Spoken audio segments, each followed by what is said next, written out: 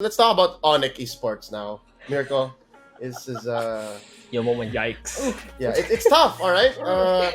As the Indonesian on stream now, Rachel's not with us. Let's talk about what happened, bro. What exactly happened, man? Dude, I have no idea. But honestly, right, I've been doing a lot of research since I came back here. I've also been discussing a lot with all the Indonesian casters, analysts, etc. So the biggest, I think, mistake that they made, or the biggest hole that the enemy teams could be able to exploit, was actually already seen back in MPID Season 9. So KB, I got this from KB, Emperor, and Kolius. They have like a show here in Indonesia where they try to dissect and they try to help the teams as well. It's kind of like a talk show. But they mentioned that back against Aura in the lower bracket finals, before getting to the grand finals, this was already a problem for Onyx. Like, they couldn't close out games. They're really good at getting that early game lead. They're really good at getting it to a point where they have a pretty substantial lead in the mid game. But the thing that they were lacking is how to close off these games. And that showed in the match against Aura most, and in MSC, we saw that. We saw that against Todak, we saw that against Falcon. Every single game that they lost, mostly, were comebacks. So it's about keeping that lead and closing power. I wonder. I mean, I haven't really checked in on the rumor mill. I'm sure, Mirko, you know things that are not safe to say out quite yet. But I wonder what they're going to do about that, right? How are they going to fix this lack of finishing power? And how will they get a grip on things come the mid-game? Especially with this new meta. This new meta is something else. Like, It's great. sad tank jungler noises, bro. Like, nothing. Like, I hate it. I love it, bro. I hate it. No, it's really about the mid game, because again, ramping up into that. Scrubby, did you cast that game, or did you cast any of the Onyx Esports games in the group stage? I think the group stages, maybe not. Not the Todak one for sure. Not the first one for sure. Yeah, maybe the Todak one. But I was surprised, honestly. I think when we did, our preparations and our study before the entire competition, we were talking about how, Onyx has been pretty consistent, at least in MPL ID. They've always finished top 2 since season 7 as well. So everyone was expecting them to go really far, and the fact that they dropped off at playoffs was wow, no one saw that coming. And I think then a lot of gaps also started to show, right? A bit inconsistent here and there as well. So when you compare that historically, then it kind of makes sense. It felt like some sort of Twilight Zone. What is this? What is this world we're living in where Onyx drops in Group A? But Mars, Yeah, were you worried for Todak? Because again, it was Todak. I'm not casting that day. Yeah. But it's really thrilling when we were very afraid. I mean, for Malaysian people, of course, to face Onyx ID. But we just hope for a draw, and we managed to get one win. And goodbye. Oh God! Oh, he just said that. Oh, he just said that. Sorry, Marco, this is my chance. Yikes, dude. Oh. Because That's a later low you blow. will, this is my chance. All right, Mars, hide your Instagram, bro. Oh no, I don't think Onyx does that. I don't think Onyx does that. Onyx fine. All right, so knowing the ecosystem a little more, Mirko, I'm gonna round it back to you, right, to close this up. Knowing the ecosystem and knowing how MPL ID works and how Onyx Esports works, how do you think they'll bounce back from this? Will they have repaired this by S10, or will there have been massive changes come that time? Because this is alarming, right? Dropping out of the group stage as an MPL champion, as an M3 competitor, as an MSC champion in the past, this is super scary to drop out of the group stage. How do you think they'll bounce back? Yeah, it's definitely not a good look for the organization, especially considering their past success domestically and internationally as well. But I think everyone's aware of the rumors going on, the rumors circulating about Onyx ID. I think everyone knows where this is going, right? I think, well, if the rumors are true, I think they're doing I think it's a very smart move. If I'm gonna say it, if Kyrie is indeed in Indonesia, we're gonna see a very different Onyx here. Again, I feel like one of the reasons that they weren't able to synergize properly in that later stage of the game was because Sans as well. I don't think he was used to playing in the jungle, because in C games he was playing as a mid laner, right? I knew it. Oh. Exactly. Now we might see, actually, with again, if Kyrie rumors are true, we might see Sans going to the mid lane. We might see Drian benched. That's something crazy. That's something that I don't expect to happen, but okay, you know what? I knew it, because remember, Drian already wanted out pre-season 9. yeah. He already wanted to take a break at that time. The last Kage wanted to, enjoy his Retirement. his fig tree. I don't know. Like, Fig I don't know what tree? you Oh, do. okay. I don't know what you do as an MPL pro, man. What is Drian into? Streaming probably back then, right? Yeah. So maybe. Okay, that's one possible outcome of what might happen for Onyx Esports. Is Boots gonna stay? I want Boots to stay. Can Boots stay, please? I don't know about Boots, right? I really like the way he plays, especially back in season 8. But I feel like after M3, he kind of like his confidence kind of dropped. The way he lanes isn't as aggressive as before. He usually just never loses in the laning phase. You can see this especially in MPLI, right? They were such a dominant force. And M3 as well. I feel like the best performer was still Boots at the time, but Yes. season 9, it felt like a very different Boots. Yeah. Yeah, you're right. I wish I could disagree, but he's not even like R7, because R7 never looks weak. But there are times where you're like, where's Boots? What the hell's Boots doing? But I like him. I like him as a dude. I really do hope he stays, but we'll see what kind of adjustments happen for Onyx. I wish them the best. Again, to the Sobat. Is that right? Did I say that right? Onyx Sobat. I hope they bounce back, and we'll see them in season 10. Let's move on to the next surprise here. Let's talk about the Khmer. There are no Cambodian teams in the playoffs, and I think we'll talk about the team that we last saw more recently of their inaugural MPLKH champions. See you soon. Miracle. Last time we saw them, they had the jitters, man. They were so nervous at M3. Dude, yeah. I don't know. I don't know what's wrong with Siusun currently, or just the Cambodian teams in general. I still feel like mostly it is the jitters. I feel that way, because back in M3 we saw this, like you mentioned, but they swapped their entire roster. Well, not their entire one. They still have Ember, they still have a few members, but there are a lot of rookies coming into the team. So again, international experience down the drain for a lot of the members that were participating in M3, right? And yeah, I feel like again they made the same mistakes they did at M3. They didn't really control the game. They were waiting too much. They weren't the ones going for the crazy movements like we saw in MPLI against Todak. Remember that? That was crazy. They always were the ones to force the fights. That was the first time we saw them again on a world stage in mid 2021. Group stage casters, Mars, Scrubby. You guys watched these matches. You guys casted them. Did you expect See You Soon to be gone so soon? I mean, honestly, I think Siusun just had a really tough draw as well. If you think about their group, it's RSG, both RSGs in fact, right? So it was either probably them or RSG SG. Yeah, so I think it's a tough luck of the draw for them. So they were victims of circumstance. It was just yeah, right. Because lots of RST, ST, and RCPH is, of course, really, really strong.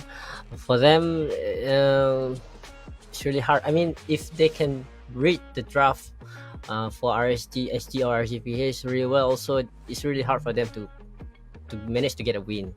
And we can see the RSG performance, both of them, and hard luck. Yeah, victim of the circumstances. Yeah. Sometimes it really is just. What we can say though is they have a very good sense of humor. The second that it was released, within the same night they were like, "Oh, we're RSGKH now." It's just what the group is, and at least they're nice that way. They're funny that way. So hope to see you soon again. See you soon. But my boy Zico has something to say, man. My boy Zico can mess up FPLKH. So I don't know. He wants to win. He really does want Team Burn X Flash to win. So I believe he did the math for their point system. And see you soon's gonna have some good competition over there. Let's talk about the other team that come from the land of Khmer. The other Cambodian team, the champion of technically season 2. I think they call it the spring split for MPL KH. Impunity KH. Now, guys, don't let me down on this. I believe when we had those meetings, we agreed that Impunity was strong. Yeah. True. What happened? What happened? Marco, you want to start?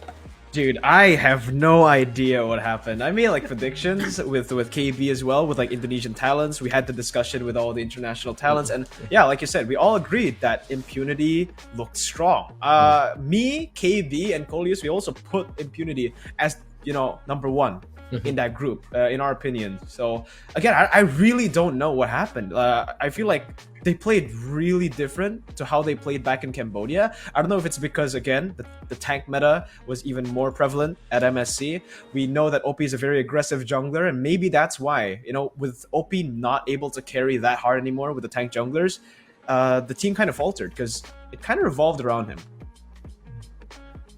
To be fair, maybe we did put too much emphasis on OP. Maybe we overloaded him. And now come to think of it. But they were, man. So was that a lack of preparation? Was that again, circumstance? The two teams that they were in the group with, let's think about it. Orange. If you want to say circumstances, I mean, sorry to interrupt. Yeah, Orange is this is their first time. Ever since back then, they managed to get their slot in international events, and not Malaysian expect that Orange Spot will get number 1 in the group. So I'm also surprised, but yeah, that's that. Impunity. I think I have a same thought like Marco. Infinity Cage will be the number 1, top of the table, but Orange Spot managed to read the draft well, and they are the underdog of Malaysian teams. I mean, between the champion Todak and Orange, Orange does look like an underdog. How about for EVOS SG? EVOS beat out Impunity as well. They took games away from them. Was this something you expected, Scrubby? I actually did think they would go 1-1, and if I remember correctly, the last game was pretty close. I think it was the Paquito that was trying to split push and maybe try to backdoor and end that game in game number 2, so that almost did it for them. I think what was lucky was that they actually went Cyclops, which was a bit of, some people think it's a sus pick. It's a Singaporean thing. Singaporean special, right? But it does kind of counter the Natalia, right? And shut Natalia down at least, and prevent her from engaging on the backline and stuff. So I think that worked out for them, even though it was a Singapore special, almost sus pick. Yeah. Now, when Singaporean teams pick Cyclops, something is up. All right. Singapore is known for many things. The Marina Bay Sands, very good public transportation, and Cyclops. Yeah, exactly. Good internet. Good, amazing internet. You're right. Yes. So, again, Impunity KH here, they got solid M4 points. Again, for those who don't know, guys, MPL Cambodia runs on a circuit system. They have points wherein if you're the champion, you get X number of points. If you're second runner-up or the runner-up, you have X number of points. And by the end of the year, whoever has the most points, or the 2 most points, I'm not sure anymore, are sent to the World Championships. So at least see you soon, and Impunity has that going for them, but it's still very tight. So the next season is something to watch out for, especially since I think it's public information by now. Your boy Coach Zico, previously of Next Play EVOS, is now working with one of their teams. So it's gonna get hot. It's really gonna get hot. So hoping for the best, and then hope to see more of these Khmer teams. Let's move on. This one again, we're rounding back to the darling of the tournament, the true underdog story that had some level of success. We're talking about Falcon, and boy oh boy did they soar high. Myanmar on the map once more. I think this almost is enough to make Mirko smile again. Yeah. Again, I love red teams. Bigatron Alpha, the best team in the world, and also Falcon. Dude, I don't know, the way they played was so weird as well, right? The Johnson, Kadita still coming through. They're forcing these bans every single time, so it kind of relieves the pressure off of the other heroes. And that's the thing about Falcon that I found really impressive, was that they were able to actually hide a lot of the strats up until like the lower brackets, or up until they were up against RSGPH, right? Because sure, we saw the Johnson in the group stage, but we didn't see Naomi on the Franco yet, right? When he picked it up, we're like, oh damn, yo, he's pretty good. We thought he was gonna be crazy on Selena in our research sessions, but that's it. Like Natalia as well was such an insane pick from him. He had such an outstanding Natalia performance. I think he got like 15 kills in that game, and everyone else as well. The silent killer, Ken, Justin, everyone on this team exceeded my expectations. Yeah, I have to admit, I did underestimate them. And to all the Burmese fans who actually called me out, it's like, Leo, you just wait. Falcon's gonna show you. Yeah, I admit now, Falcon is amazing. Falcon's a beast. Yeah. I don't know. Like, I think this is my breakout team, like of MSC. This is the team that like really caught my heart, and I did not expect them to do that. Scrubby, in the group stage, did you expect it to go this far? To go as far as top 4? No, in fact, I was gonna say, right, the thing is, when Falcon kind of won in the group stages, I personally felt like, okay, maybe people think this is just a fluke, you know? They kind of got lucky, they hit a little bit of pocket strats because there's not too much information out there on the team as well. So maybe they just had like a one-off win and victory for now. But then I think the proof of the pudding was when they actually took a game from RSGPH, and then people like, whoa, okay, you know, they're a thing now, and we actually have to pay attention to them, and they just like got noticed from there. So I think they even turned the caster's desk, I think, a full sweep in Falcon's favor as well. So yeah, I think they convinced everyone. Mars, are you convinced? You know, when in the group stage, nobody, I mean, like literally very little people vote for predict for Falcon to win.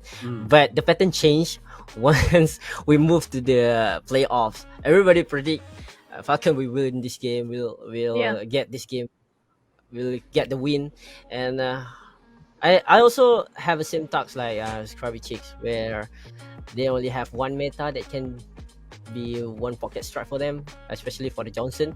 But when they bring back the Natalia, wow man, they making other things look like a sandwich. With Natalia on the back and other 3 people on the front, really squeezing the opposite teams, really making really hard time for the other people to win against the Falcon. But yeah, I can really see that really good performance even on top 4. I can still for Myanmar team not fail to surprise us. Especially in M2 and MSC. Yeah, you know, I have something to add. Honestly, it's almost like it's a weird passive that the Myanmar teams have, that the Burmese have. Every time that like everyone writes them off, they perform crazy. But once we get on the hype train, what happened? You know, like they got swept against Omega, and same thing happened to them too, right? Everyone was writing off Burmese ghouls. They went through, they destroyed everyone in the upper brackets. But when it came to that grand finals, when everyone was like, "Yeah, Burmese ghouls got this," Bren won. Yeah, if anything, it may have been split. Like, let's say there were 5 casters, it was 3 Burmese, 2 Bren, and then me as the Filipino, I was like, you guys are gonna pay. You guys are. We'll show you. And then, yeah, I guess you're right. As soon as we start believing in them, you're right. It's a weird passive. It's both a buff and a nerf. I don't know, man. I don't know. Never predict Falcon. Never say. Never. If you want to be surprised by the Burmese, don't believe in them. So I guess it's so weird, dude. Yeah, it is. There's more time for us to talk about Falcon later on. But for now, let's move on to the eventual champions from one team that is an underdog to the tournament favorite, RSG Philippines, led into the battlefield by none other than Coach G, better known as the second coach for RSGPH. For the longest time, he was always known as the other guy next to Coach Panda, but here he proved himself, man. I swear, leading up to MSC, as soon as it was announced, Panda's not going. He's just joining them online. He's helping out. It's Coach G leading the way. Coach G was not just the other coach, man. He was the guy. He was the dude, and day one, I was telling people, Coach, he can do it, man. He can. I swear to God. Scrubby, I think we shared a few meals with Coach G, right? Yeah, we always had breakfast out, and if I'm not mistaken, he was so fun to sit with because minute zero, he was telling you secrets about RSG and like MPLPH. Things that we cannot say on this broadcast. Yeah, he's such a fun dude. Like, I guess, to be fair, I think it was stress. Stress was getting to him, and he didn't have many people to talk to like on site. Because again, if he talks to Lexi, it's work. It's manager Lexi. He talks to Babael or to Matthew or to Ben, and it's work, right? So he just wanted someone to have fun with, and that's us when we had breakfast. So again, Coach G, he took care of business, and he swept RRQ. It was amazing. It was amazing, and I'm not sure what the process was, but Mirko, do you agree? A lot of people were saying RSGPH, they cornered RRQ via draft. Oh, I actually got to talk with Phil and Achil, right? Oh, there you go. I spoke to them. I spoke with Achil and Phil when we were on the bus and on the way to the airport. We had a conversation at the airport as well. I asked them, I was like, what's going on here? What happened? And apparently, I feel like the drafts were very different to what RSG went for back in the upper bracket finals, right? It was a very different RSG that showed up in the grand finals. But Coach Phil said that, and Achil said that it wasn't mostly the draft. The draft was surprising, the draft was different, but it was mostly how they played the game, because they were so passive in the early stage. They don't contest the turtles, and they just waited for these power spikes to hit. That's something that RSG usually don't do, right? Like, again, death ball. That's their entire strategy. That's how they became the champions in the Philippines. They like getting the early game. They like going for these fights and flipping it early to get the lead. And obviously end the game in the end. But yeah, it was a very different RSG that showed up against RRQ, and RRQ weren't ready for it. Man, that brings a few questions up to about RRQ, but we'll cover that in just a bit. Covenry, it wasn't chismis, all right? What Coach G was sharing about during breakfast were like the behind the scenes of like what happens with the team and how he deals with the kids, and it's more about him. Like he's just telling stories about what he's going through again as the head coach now when he was at MSC. So sorry, there's no tea. There's nothing to share. Mars. Yeah. Did you enjoy RSG's performance, especially in the grand finals? Because you got to watch that too. Yeah, another surprise in the MSC. Of course, I was expecting RQ will give us some fair fight with RSG. You know, ever since that upper bracket final, I think when RSG lose to RQ. But yeah, like Marco said, the completely different RSGPH coming back to the grand finals. They were like, I don't know if I really sure about this, but they really RQ really need to play around Vin. But when Vin is not managed to get any good pickoffs, and RSG really get the win 4-0 against RQ. Yeah, really sad for RQ. Yeah, it was just hard to deal with. And again, Mirko got the lowdown. So already, straight from the horse's mouth, Achil and Fiel just were not expecting something else. I have a question for Scrubby. Scrubby, do you have any experience with Coach, correct me if I'm wrong, Saint DeLucas, right? Saint DeLucas is the coach for RSGSG. Does he have a second man, or has he always been in charge, like especially since season 3? I'm actually not sure, and I haven't really interacted with him as well. But I think the fact that he came in really brought a lot. You can see the differences between RSG Singapore previous season and this season.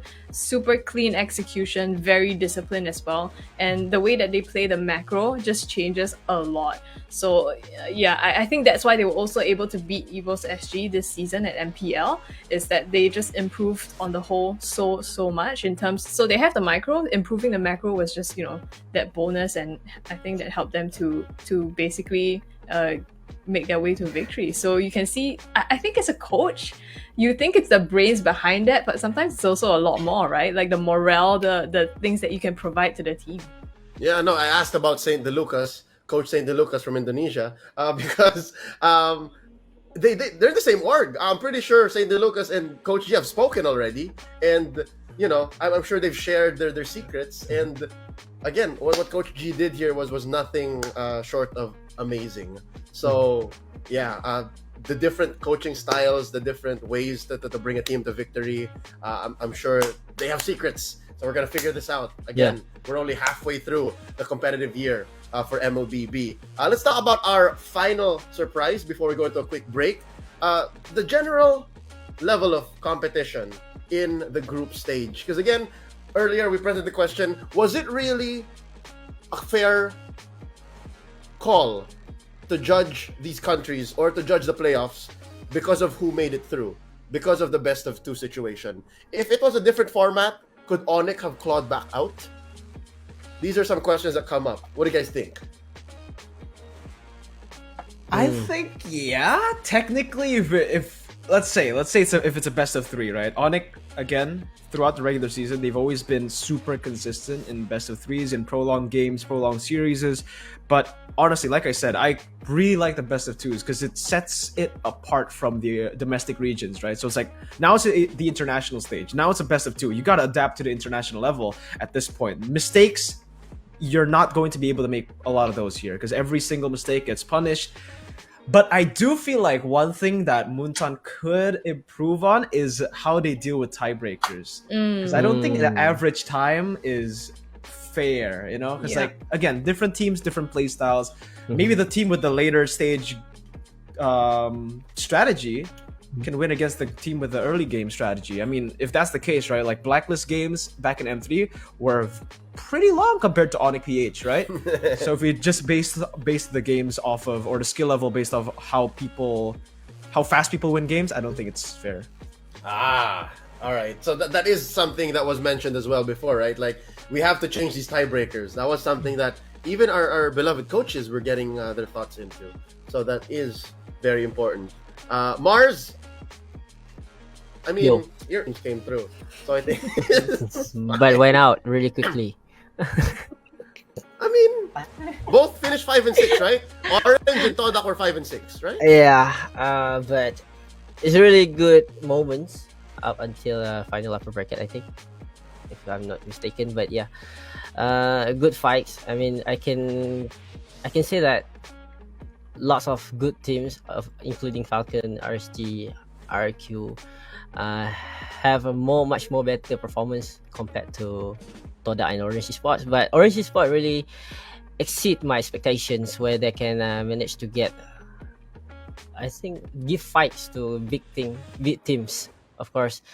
And for Orange Esports, I think they can do it more.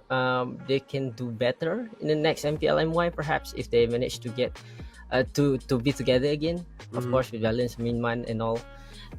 And I just want to highlight these things. And on the grand finals, there's a lot of RQ fans inside the hall. Yep. I don't know if this. I just want to ask Marco. I don't know if this pressuring RQ teams or not, because there's a lot of RQ fans in there. There's only one spot with white and blue, and I think RQ fans until outside the hall, there's a lot of fans of RQ. Is this pressuring their teams or not? Yeah. This is a very interesting question actually, because I got the same feeling back in season 9. So season 9, right? We were open to the public. The first time we had a crowd was during the El Clasico, EVOS Legends versus RQ. First leg, the first time they met at season 9, we had a live audience, and man, it was a full packed house. And we did see RQ after winning game number 1, they were a little bit too hyped because of the crowd. They went in for a lot of very aggressive plays, sometimes too aggressive, right? And that's how EVOS were able to come back in the game, and that's how EVOS were able to reverse sweep them actually in the first time they met. Again, this wasn't with their full main lineup, right? But still though, it was shocking. It's very shocking considering that, again, this should be the team. This should be like one of the best RRQ rosters ever going up against Evo's Legends' roster, which was kind of aging, right? So yeah, maybe the crowd did play an impact. Yeah, I just have to agree. Like, not just because there were people outside that were rooting for RQ, but I did like a segment before the show began, like a TikTok live, and I had to ask like maybe 10 people, Donkey included, right? Donkey's gonna freaking say RQ for sure. But I asked people, right, who are you rooting for? RSG versus RQ? Like 9 out of 10 said RQ. So, and that's on broadcast. So RSG really was going uphill. But to wrap this up, let's talk about the Singaporean teams, because they did finish third in the SEA Games, so they were gonna give all of us a run for our money. They both got into the playoffs. Is this a fair look at what Singapore can bring to the table? Scrubby, what do you think? I don't think so, because at SEA Games we know that Seoul was playing, and I think Seoul brings a whole different, not just like as a player, but also, you know, as a shot caller, someone who gives inputs to the overall play style of the game. I think that does affect, personally, that's what I think. So EVO's already a change, you know, you had Nick in the EXP lane, and for RSG, it's also 505 instead of Lolzy. So, you know, just in the main roster itself is not even the complete or like the same lineup as you would see in MPLSG. Yeah, okay, you're right. That was one of the biggest questions we had. Is like, can 505 do it? And no, we were expecting the other way around. Like, we were expecting 505 to stay strong in mid and then give Lolzy, give Miku Mikumi Lolzy's job. Yeah. But yeah, you're right. Maybe there is something else SG can do. Maybe this wasn't a full look at what SG can bring. More on what the future might look like when we come back, and as well, a segment favorite here on Recall, Guestcoin coming up. We're gonna take a quick break. Don't go anywhere. We're still coming back with Mirko, Mars, and Scrubby Cheeks. Go ahead, grab a glass of water, go to the bathroom, say hi to Cloudy. Is that Cloudy? Cloud? Yeah, it is. She's been meowing. Oh, meow. So My son is cute. asleep. People are looking for cups. He's asleep, guys. We're gonna be back, all right? 3 minutes. Don't go anywhere. Stay with us. At your service, my name is Leo. Thank you for watching this Recall segment. If you want to see more, click like and subscribe to Covenry.